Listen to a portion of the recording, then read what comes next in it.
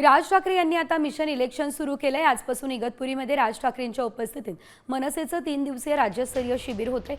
आगामी स्थानिक स्वराज्य संस्थांच्या निवडणुकांच्या पार्श्वभूमीवर पक्ष संघटना मजबूत करण्यासंदर्भात या दरम्यान चर्चा होईल। या शिबिरात आगामी निवडणुकीची मनसेची रणनीती ठरेल, तर उद्धव ठाकरे यांच्यासोबत युती करायची की नाही या संदर्भात राज ठाकरे काही भूमिका मांडतात का हेही बघणं महत्त्वाचं असेल।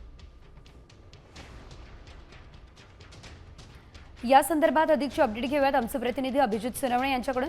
अभिजित, आपण पाहतोय आता राज ठाकरे यांनी खरं तर निवडणुकांच्या पार्श्वभूमीवर कंबर कसलेली आहे। इगतपुरीमध्ये जे शिबिर होणार आहे त्या संदर्भात काय माहिती आहे?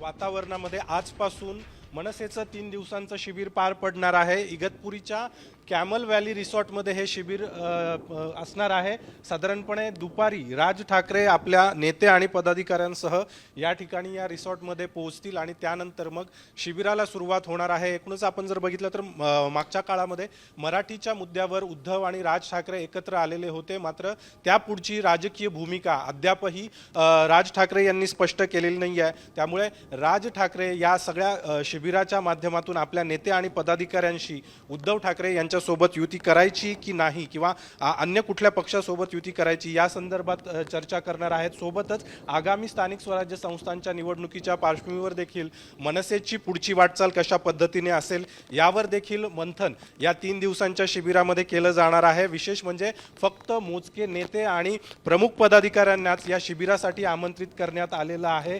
माध्यमांना देखील निश्चितच अभिजित, धन्यवाद तुम्ही दिलेल्या सर्व सविस्तर अपडेटसाठी। निश्चितच अतिशय महत्त्वाचे नेते या शिबिराला केवळ उपस्थित असणार आहे, मात्र राज ठाकरे आपली काही भूमिका मांडणार का हेही बघणं महत्त्वाचं आहे।